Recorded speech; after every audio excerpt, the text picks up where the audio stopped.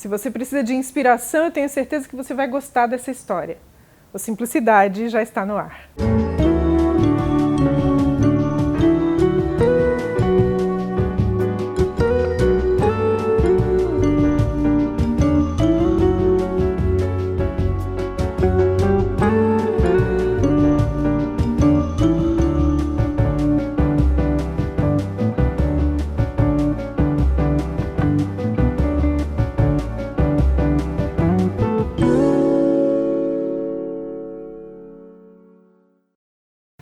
No programa de hoje, nós receberemos um tubaronense que ganhou asas. Ele empreendeu, ele tem uma história de empreendedorismo na família e Tubarão ficou muito pequeno para ele. A gente vai conhecer melhor o nosso convidado, vai saber melhor por quê. Vamos conversar com o Nelsinho. Tudo bem, Nelsinho? Tudo bom. Eu te perguntava nos bastidores, posso te chamar de Nelsinho? Aí tu falava assim, olha, meu e-mail é Nelsinho, eu sou Nelsinho desde sempre. Porque tem uma história com teu pai, né? Que é Nelson. Sem dúvida. Até meus filhos me chamam de Nelsinho. Quando pergunto na escola como é que é o nome do pai, eles falam Nelsinho. Porque eu acho que se me chamar de Nelson, eu não respondo. Entendi. Eu tenho o nome do meu pai, né? Tenho esse prazer de ter o mesmo nome. Então, Nelson Fichter, que é o nome dele, eu sou o Nelson Fichter Filho. Então, eu não sou o Júnior, não fui chamado de Júnior. E como todo filho, eles me botaram no diminutivo. Quando eu era criança, simplesmente por ser uma criança, eu virei Nelsinho, né? O Nelsinho, pequenininho e tal, mas quando eu comecei minha vida profissional, eu trabalhei muito tempo com meu pai, né? E trabalho até hoje. E quando a pessoa procurava por Nelson, ela tinha que dizer qual era.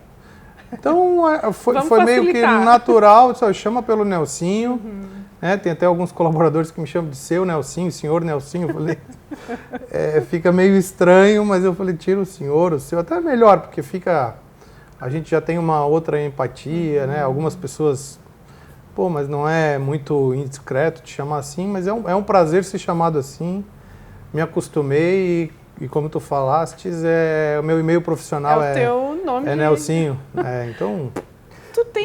Tu tens uma história com associativismo.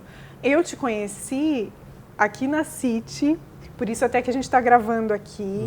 Na época, tu tinha assumido, ou estava para assumir, a pasta de jovens empreendedores. Eu acho que o Nelsinho também combina muito com isso, né? Porque essa jovialidade, essa coisa que tem que trazer sempre para a vida da gente, né? Esse frescor. Depois a gente vai falar melhor sobre isso. Mas eu lembro que dessa época tu já era bem envolvido com o associativismo, com esse movimento coletivo, né? Que para quem está nos assistindo e não sabe, é essa união dos empresários para organizar a classe e para fazer as coisas acontecerem, né? Na sociedade também, né? Tu era presidente da JET, Associação dos Jovens Empreendedores, e assumiste a pasta... A vice-presidência. A vice-presidência era uma diretoria, época. Não era vice-presidência, eu acho que era a diretoria que chamava vice-presidência para o jovem empresário. O que tu lembra desse tempo, assim, o que isso te ensinou? Muita coisa, né? O associativismo, eu acho que, primeiro que é uma forma de você viver a sua vida profissional ou pessoal no mundo de uma forma, eu acho que mais inteligente, porque a cooperação, a soma de inteligências, de esforços, ela com certeza ela dá mais resultado do que o indivíduo sozinho, né? Acho que o ser humano cresceu e evoluiu quando começou a se agrupar, né? Duas cabeças pensam melhor que uma, esse ditado é bem antigo. Desde a época do colégio, trabalhar em equipe, eu jogava no time do Colégio São José, então assim, era uma equipe, era uma turma, né? E quando na época da faculdade, né, eu fiz, uma das faculdades que eu fiz foi ESAG, a Faculdade de Administração lá em Floripa. E eu fui o primeiro diretor de marketing da ESAG Júnior, que é a empresa Júnior. A gente foi fundador da empresa Júnior, porque de alguma maneira eu sempre procurava algo a mais, ou algo além da minha rotina, para me associar, para me sociabilizar. Sempre gostei de ter isso. Isso é uma via de mão dupla, né? Sempre, sempre. Eu acho que o associativismo, o grande valor dele é que as pessoas te veem não pelo que tu tem, né, mas é pelo que tu é. Porque tu te doa, independente, né, tu tá numa mesa redonda, tá todo mundo querendo a mesma coisa, né? Às vezes é um fim lucrativo, às vezes não. Né, como no caso da JET, é uma entidade que busca né, um lugar melhor para Tubarão. Então ali tu valia pelas tuas ideias, pela tua atitude, pelo teu comportamento, e isso sempre me chamou a atenção, né? Eu não era o Nelsinho Fichter que tinha um cargo lá, uma empresa, eu era o cara que estava sentado na mesa aquela hora contribuindo com o município, dando ideia, ajudando a turma a trabalhar, e foi uma época bacana. Quando eu cheguei na JET, o presidente era o Isaac Tonon, né? Era uma turma bacana, ainda os fundadores da JET estavam ativos, Eduardo Rocha, o Glauco Caporal, né? A turma toda, o Jefferson Brunato, tinha uma turma boa ali, me esqueço até de mais alguns, mas tinha uma turma... São vários, né, que depois assumiram funções relevantes no município, na CIT, no CDL. Então, assim, e eu lembro que na época as reuniões aconteciam no Oasis, no jantar. Era um jantar, uma vez por mês, ou uma vez ou 2 vezes por mês, não me lembro.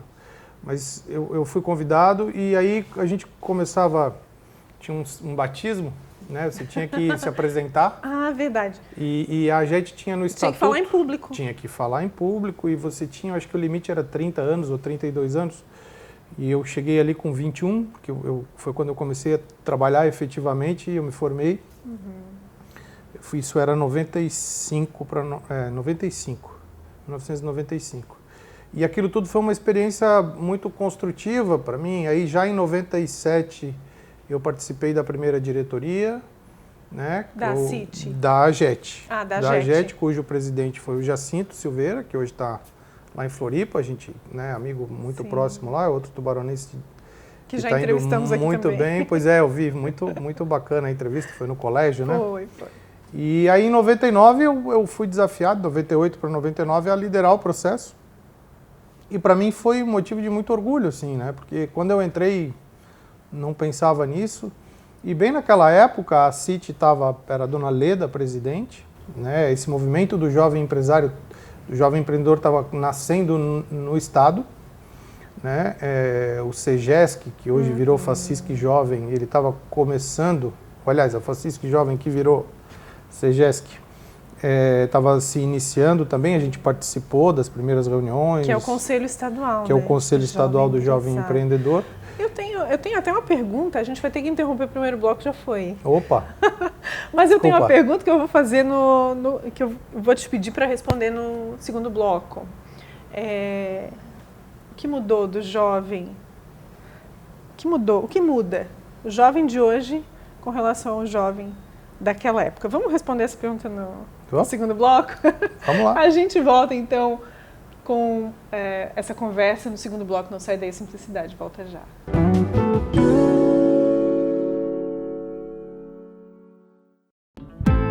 Ter um tempo para você e confiar este cuidado nas mãos de quem tem experiência.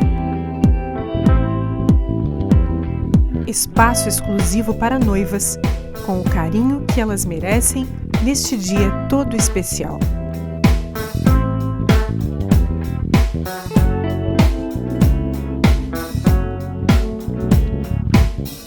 Noilda Cabeleireira. Nada mais instintivo do que querer contar com uma equipe multidisciplinar especializada em parto humanizado em uma estrutura de excelência com UTI neonatal e lactário. Um espaço preparado com todo carinho para fazer deste instante único uma linda e inesquecível experiência. Primeira maternidade conceito da região. Ninho, maternidade conceito Socimed.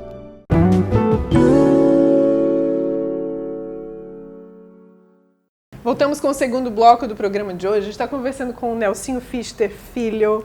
Nelsinho Fichter Filho, Nelsinho, né? Como a gente explicou no primeiro bloco, é nome já. É isso aí. Incorporou.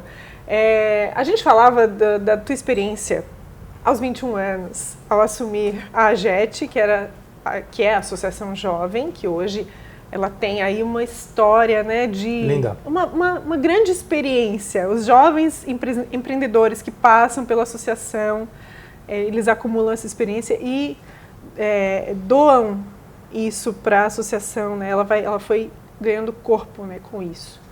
Na época, a gente vivia uma sociedade totalmente diferente. Eu lembro porque eu também ingressei nessa época na City e era outro contexto, né?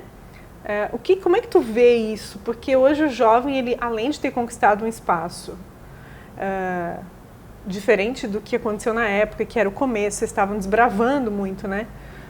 Como que ele se posiciona no mercado, questão comportamental? Como tu vê isso? Tu faz essa leitura? É difícil, né? Porque a gente sempre vai achar que o nosso passado era mais romântico, mais, né? Tem um vídeo do filtro solar que fala... sim. Use filtro solar? Do Use filtro solar, que é um filme antigo, tem uns 15 anos. Mas ele fala que a gente sempre acha que no nosso passado os políticos eram nobres de alma, os preços eram mais baratos, as crianças respeitavam os mais velhos, mas isso é uma coisa do ser humano, porque a gente traz com a gente as memórias doces da infância, né? Eu acho que tudo a seu tempo, acho que o legal é que a gente vê que a sociedade evolui. Na nossa época havia não dá para chamar de conservadorismo, mas havia uma repetição da maneira como a associação era administrada, era gerida. Então a gente tinha os grandes empresários da cidade naquela época, eles lideravam, né, por competência e por mérito a associação, né, a City. E a primeira gestão que rompeu isso foi a Dona Leda, né, que era uma mulher, né? Era uma mulher, ela tinha uma personalidade muito carismática, ela era muito afetuosa, ela queria ouvir todo mundo. Então, assim, a pessoa se sentia à vontade para sentar e conversar com ela e participar de uma reunião e participar do dia a dia da associação. E logo depois, o sucessor dela foi o Max Nunes. Que tinha essa característica, né? Era uma pessoa... De vir do movimento jovem, né? Que vinha da AGET, exatamente. Sim. Foi o primeiro, acho que, agetiano que assumiu a City. Depois a gente teve vários, né? Mas foi o primeiro que... Sim, foi a primeira vez que a idade média do presidente da City despencou. Sim. Né? A gente vinha num presidente de City de cabelo branco, experiente, entregando para a cidade, né, assim, uma liderança responsável, com um passado, com referência. E de repente entra um guri, né? O Max estava no dia a dia e tal, da empresa dele, mas, pô, era... Né, tinha metade da idade do pai dele, então isso para uma associação... Que foi presidente também. Né? Exatamente, seu Argimiro foi. Foi presidente. Eu resgatei essa história porque ela é muito marcante na tua vida, né? Porque foi aqui que... E tu muito presente na história da AGET também, né? Tanto que os agetianos de hoje, eles criaram... Eles têm o conselho, né? E o conselho, ele interage muito com a geração de hoje. Não posso deixar a bola picando aqui. Aliás, vou pegar a bola picando. Vamos falar dessa coisa da empresa familiar. Tu tem uma história muito forte, assim. Eu já ouvi palestras tuas, já te vi falando sobre a importância dessa... porque são 60 anos. 60 anos no comércio automotivo. Isso. Que vem de uma geração para outra. Tu és a terceira geração, Terceira, eu e meus irmãos somos a terceira geração. Como que foi isso, Nelson? O que isso representou na tua vida? Olha, eu não sei dizer como é que é fora, porque foi sempre a minha realidade. Empresa familiar é como, quando pedem para me falar sobre empresa familiar, eu digo que é como religião, tu tem que acreditar sem ver, tu tem que ter fé. Tem que abdicar de muita coisa para que ela funcione. Então, o meu avô, que foi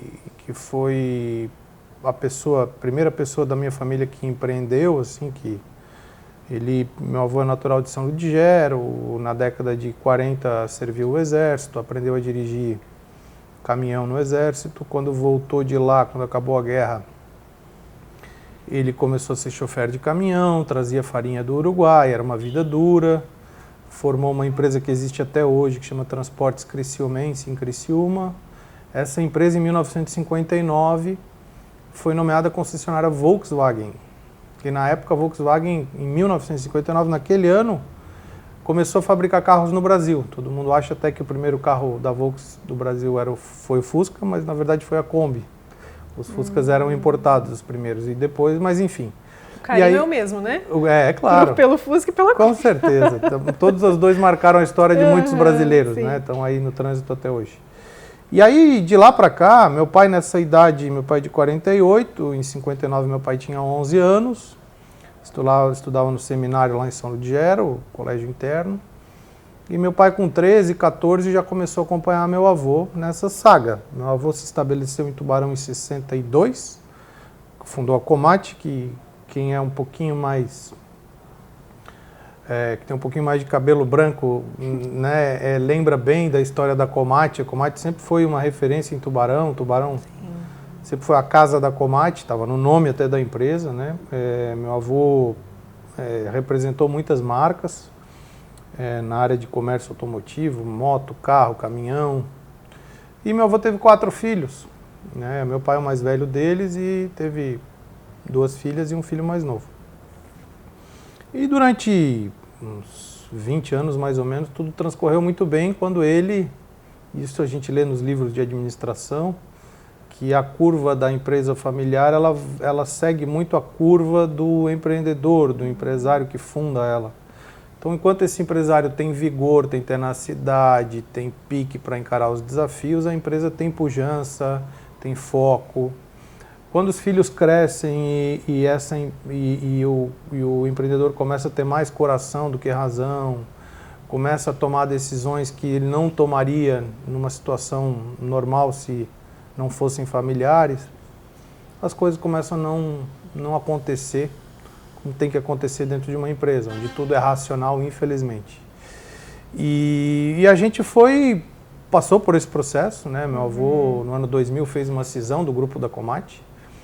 E para mim foi muito emblemático isso, porque desde que eu estudava no São José, os meus amigos sempre me viram como o sucessor natural da Comate, me viam da Comal, né, em Laguna, que meu pai também trabalhava e meu avô era sócio, que também era uma revenda Volkswagen.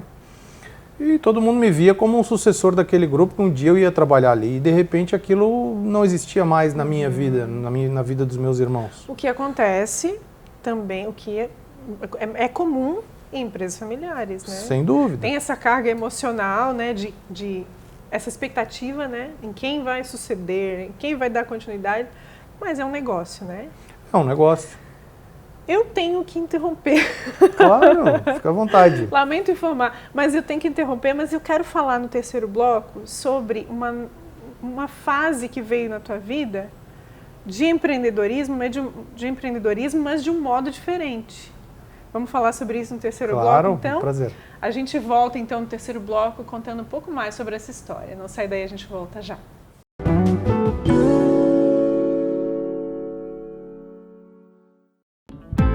Ter um tempo para você e confiar este cuidado nas mãos de quem tem experiência. Espaço exclusivo para noivas, com o carinho que elas merecem neste dia todo especial.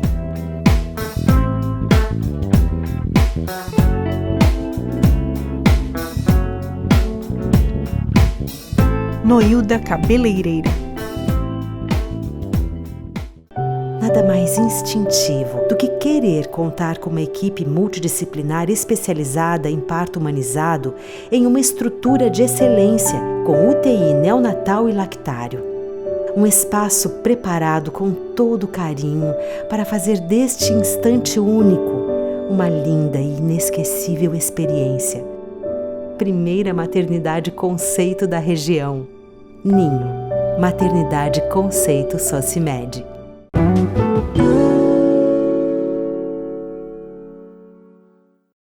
Estamos de volta com Simplicidade de hoje. A gente está conversando com o Nelsinho Fichter Filho, Olha só, Nelson, a gente estava falando no segundo bloco sobre a experiência da família de vocês com a Komati, que é uma marca fortíssima aqui na cidade. Acho que difícil, né, não ter contato com ela mesmo depois que ela tenha sido extinta, né? Enfim, e ela te deu bagagem para tu montares, para tu empreenderes. Acho que também, assim, com características de empresa familiar, mas num outro momento, num outro ciclo, com uma outra marca. Uhum. Que foi a Le Monde Citroën, é isso? Isso. Como é que foi essa história, assim? E aí a gente tem que ter... A gente tem que entender que a vida da gente é uma sequência de fatos. O Steve Jobs falava que a vida da gente é formada de vários pontos, que a gente, quando olha em perspectiva, a gente não vê que esses pontos se conectam. Mas um belo dia a gente olha para trás e percebe que todos aqueles pontos têm um fio que liga um ao outro, e que se você não estaria onde você está hoje se você não tivesse passado por uma daquelas etapas. E a etapa da cisão da Komati, que foi feita de uma maneira tranquila, junto com o meu avô ainda vivo. Meu avô faleceu em 2004, a cisão foi no ano 2000. Ela ao mesmo tempo que chocou a gente, né, porque eu era, nessa época eu tinha 26 anos e estava na flor da idade, né, buscando, né, eu tinha me formado, trabalhando, meus irmãos vindo também. Aquele choque, a falta da perspectiva, ela te força a ser criativo, a inovar, a buscar caminhos novos. Não é de todo ruim, né? Não é de todo ruim, né?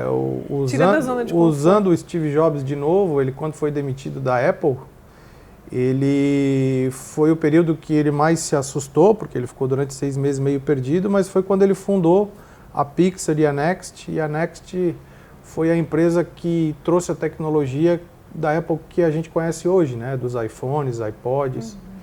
Então, assim, a gente vê que às vezes um momento de ruptura, um momento de que parece que o mundo vai ruir, que, meu Deus, o que vai ser a minha vida, talvez é aquela encruzilhada que você precisava pegar para tomar uma outra proporção, um novo caminho. Ele te tira da rotina, te sacode. Então, quem olha para Le Monde hoje, vê que ela se tornou essa marca forte. Isso. Mas, na época, me corrija se eu estiver errada, a Citroën ela não tinha essa expressividade aqui no estado. O carro não era, a marca não era tão conhecida. Não, pelo contrário. Muitas pessoas, a gente, né, quando falava para as pessoas que ia empreender com a Citroën, não é que nos chamavam de malucos, mas a maioria das pessoas diziam, pô, vocês são doidos, que o vende é Volkswagen, o que vende é Fiat, Ford, GM, Citroën, mas a gente tinha o conhecimento do plano deles, da fábrica, a gente foi conhecer a fábrica no Rio de Janeiro, e era uma proposta tentadora, porque a proposta era para representar a marca no estado inteiro, só que tinha que começar por Blumenau. E começamos em julho de 2001, dia 11 de julho de 2001, eu e a minha família, com mais 13 colaboradores, a gente vendeu naquele mês 8 carros, foi a primeira concessionária da marca Citroën no estado de Santa Catarina. Naquela época eram só 25 concessionários no Brasil inteiro. E aí, dali em diante, foi uma verdadeira saga, assim, trabalhando sábado, domingo, feriado, sem parar, porque a gente não tinha nada além daquilo, tinha que dar certo.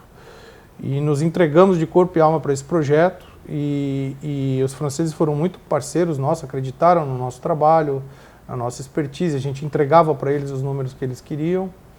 E a gente construiu a Le Monde num modelo de negócio desenhado a partir da ruptura da Komati. Isso foi muito forte para nós, porque a gente começou a imaginar, como a gente viu o final de um filme, que era um filme bacana, o que a gente pode fazer para não acontecer isso de novo. E a gente escreveu, eu e meus irmãos, escrevemos as coisas que a gente queria que não acontecesse. Vocês têm essa conexão muito forte? Muito, a gente é entre muito irmãos, unido, né? muito. Eu lembro que tem uma história até que a tua mãe é psicóloga. Isso, minha mãe é formada aqui na Unisul. E ela reúne, ainda faz isso? Faz. Vão se entender. Se vocês estiverem em divergência, não saem daqui sem se entender. Foi o grande legado dela, e é o grande legado, porque ela está lá conosco, é que desde pequeno, quando havia algum desentendimento, o nosso castigo era nós ficarmos juntos no mesmo cômodo, na mesa, até a gente se entender. Castigo bom, né? O castigo era esse. Enquanto não houvesse uma paz, a gente estava ali um olhando para o outro. Sim. E isso criou na gente, talvez, um mecanismo de se perdoar mais rápido e de se unir ao invés de se dividir, né? E hoje a gente trabalha na mesma sala, a gente divide, né, a sociedade é nossa em igualdade de condição. Eu tenho um irmão que está morando nos Estados Unidos agora, o Rodrigo, mas por conta do nosso novo projeto, que eu posso falar depois, mas ele, hoje, agora, atrasei porque estava em conexão com ele, eu e o Fernando estávamos em Floripa em conexão com ele lá numa áudio. Vocês têm essa muito forte unidade. Eu tenho tanta coisa para te perguntar ainda. Vamos lá. Mas eu tenho que falar de duas coisas antes do programa acabar. E o Claudinho já está fazendo sinal, mas eu estou ignorando. Vamos falar sobre rapidamente, sobre aquele caso do carro azul. Ah! Que é um case. Para mim, assim, eu já tentei reproduzir essa história, não consigo como tu conta. Por isso que eu queria te pedir, assim. A Le Monde, o nosso ciclo com a Citroën foi um ciclo de 18 anos. Até a gente está falando agora, né, no final de setembro de 2019, ela começou em julho de 2001. E a gente está encerrando o ciclo com a marca Citroën e a gente vai entrar no ramo de tecnologia. Mas durante esse tempo a gente teve muita oportunidade de expandir o negócio a partir de ideias inovadoras do C3 Bleu Lucia, como se fala a cor em francês. Que na França era. Era um sucesso. Era um sucesso, mas aqui não era tanto. Era aquele azul clarinho, metálico, que alguns usam, né, com azul lingerie aí. Mas era um carro bonito, mas o brasileiro só compra carro branco, prata e preto. No máximo um cinza. Isso é do costume do brasileiro. E o francês, como o carro tinha sido muito bem sucedido no lançamento lá em Paris, ele quis lançar o carro com a mesma cor aqui no Brasil. E mesmo a gente falando que não ia dar certo, ele lançou. E o que aconteceu em 2003, quando o C3 foi lançado? Vendeu muito C3, mas branco, prata e preto. E o francês tinha colocado um monte de azul em produção e sobraram os azuis. Então, em algum momento, ele ligou para os concessionários pedindo uma força. Cada um compra 2, tal, para ajudar aí, para a gente encerrar, nós não vamos produzir mais. E aí, me lembro que nesse momento a gente perguntou quantos carros tinham lá. Ele falou que tinha, sei lá, uns 40 e poucos, 50 carros. Nós, naquela época, tínhamos 3 concessionárias, Joinville, Floripa e Blumenau. A gente falou, pode vir todos? Qual é o bônus para comprar esse carro? Ele falou, não, para cada um azul que tu comprar, eu te dou 2 de livre escolha. Naquela época faltavam carros. A gente tinha uma fila de espera enorme para os pratas, pretos, cinzas. Então, a gente, quando pediu os 40 e poucos, a gente recebeu cerca de mais de 100 carros das cores que a gente já tinha vendido. Então, a gente resolvia 2 problemas. E tinha que vender os... A gente entregou e fez um grande barulho, botando os carros pretos, cinzas, brancos na rua. Sobraram os 40 e poucos azuis. Então, o que fazer com isso, né? O francês até perguntou, mas vocês têm certeza que vão fazer isso? Temos. E aí a gente fez do C3 azul o carro, o C3 série especial Le Monde, o carro para quem gosta de ser exclusivo. Então vocês criaram uma roupagem para ele. Uma roupagem, colocamos. Ideia de vocês. Nossa. Aí colocamos um banco de couro com um tom claro, colocamos, na época era CD, Magazine, né? Hoje a gente não usa mais isso. Mas botava lá a prateleirazinha com todos os CDs, um selinho especial no carro. Vocês agregaram valor? Agregamos valor. Todos os nossos funcionários, a gente botou camisa daquela cor. Então o cara chegava na concessionária, só tinha C3 azul no showroom e todos os colaboradores de azul. E o cara falou, o que está acontecendo aqui? Eu falei, não, esse é o carro. Esse é o carro, esse é o carro. Vendemos todos em 11 dias. Funcionou. Fomos premiados por isso. Por isso que eu digo que é uma história... Foi muito legal. É aquela coisa da criatividade, de criar a oportunidade. É isso, transformar o que se diz aí na gíria de um limão numa limonada, resolver o problema da dívida dos carros, porque não tinham carros, a gente conseguiu os carros para entregar para os outros clientes e tentar realmente fazer diferente, né? As pessoas gostam disso, né? Sim. A maioria das pessoas, se tu pergunta para elas o que elas querem, elas não sabem te dizer. Mas aí quando elas veem uma coisa, era isso aí que eu queria, né? Então eu acho que o C3 azul teve um pouco disso. E depois, por um longo tempo, durante 5, 6, 7 anos, como tinha poucos, quando aparecia um C3 azul numa loja nossa usado, vendia muito rápido. Aí mudou, virou jogo. Virou o jogo, virou uma raridade, virou, as pessoas procuravam e a gente não tinha mais. Então, ficou legal para quem comprou, porque comprou um produto diferenciado, né? Para o cara que queria o preto, ficou com o preto e vida que segue.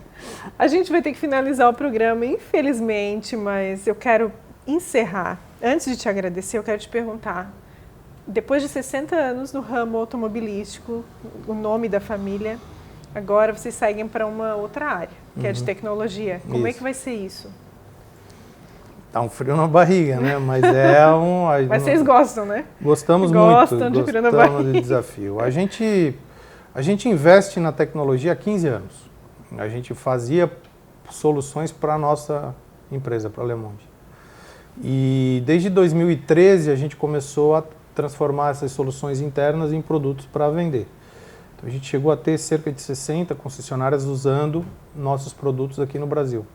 Em 2017 a gente teve a ideia de transformar essas soluções para o mobile, com a tecnologia mais acessível dos smartphones. Então o Rodrigo, meu irmão mais novo, foi aos Estados Unidos, a gente desenvolveu lá um fornecedor e a gente criou essa ferramenta. Ano passado a gente recebeu uma proposta de um banco para participar do nosso projeto e nesse ano a gente realmente se conectou com esse banco de uma maneira definitiva.